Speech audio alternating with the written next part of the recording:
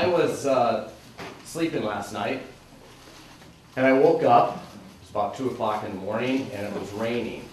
And I'm sure all of you had the same experience.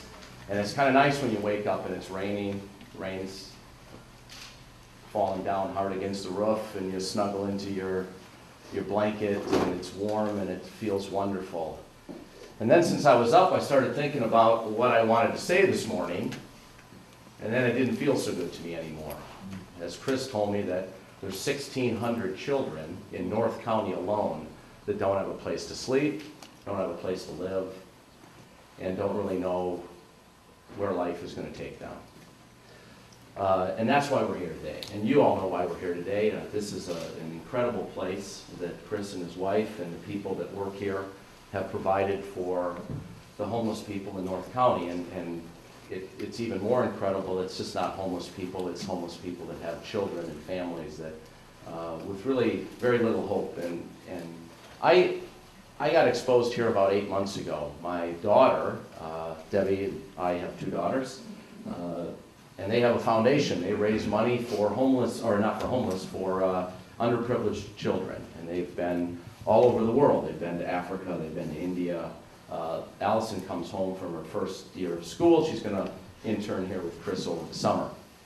But I came here last, I don't know what it was, September, October, because the girls were having a fundraiser to raise money. And oddly enough, they came here to pitch the people that live here on helping them raise money for underprivileged children. And it was such a moving experience for me. One, to see my 14-year-old daughter speak to a bunch of adults, which was quite cool. But then when Chris spoke, it moved me in a way that I really haven't been moved before in terms of the needs of our society and really an area that doesn't get much attention from the government, from the private sector. And the little bit that is thrown at it, it's really almost wasted dollars. And the more I listened to Chris and then really became interested in what was going on here, and my daughters have a great interest, and Debbie has a great interest here, it seemed like I should be more interested. So I got to know Chris a little bit and found out just how challenging homelessness is, not only here in North County, in San Diego, but around the United States. And Chris said it best. I don't know that we all deserve health care, but we certainly should be providing people a place to live and some food and hope that their life can get better. And then when I came over here and got the tour and saw and met some of the families that had gone through the 1,000-day program and had really changed their life, and the expression on their face, and they were now working here, those 2 women that we toured with, it moved me again in a way that it was hard to describe, because I think about all the things that we do in our company. We help out the First Tee organization, which is to help people get exposed to the game of golf. I mean, how ridiculous is that when you think about people don't have a place to sleep? So Chris asked me to get involved in this finding our way home. And I said, well, the only way I would get involved is if I could lead it.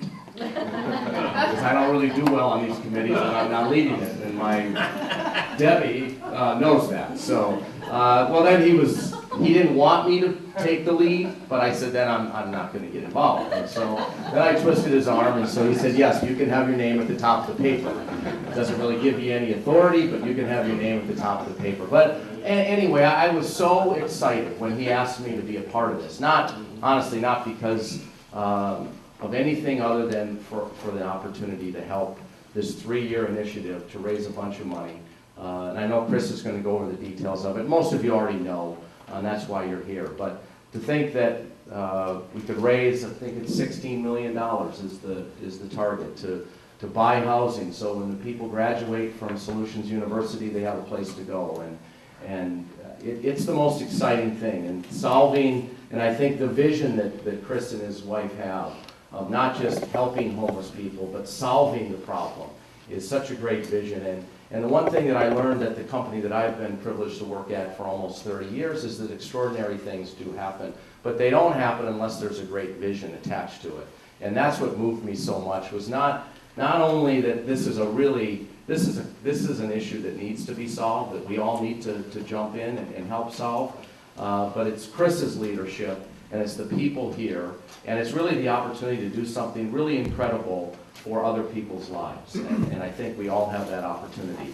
I know Allison and Lauren are going to make a significant contribution to Solutions when Allison comes home in a month, and our company is prepared to make a significant contribution. So I'm going to start today by contributing, really the first one in the Finding Your Way Home to contribute $100,000. That's just this year. So we'll start with that.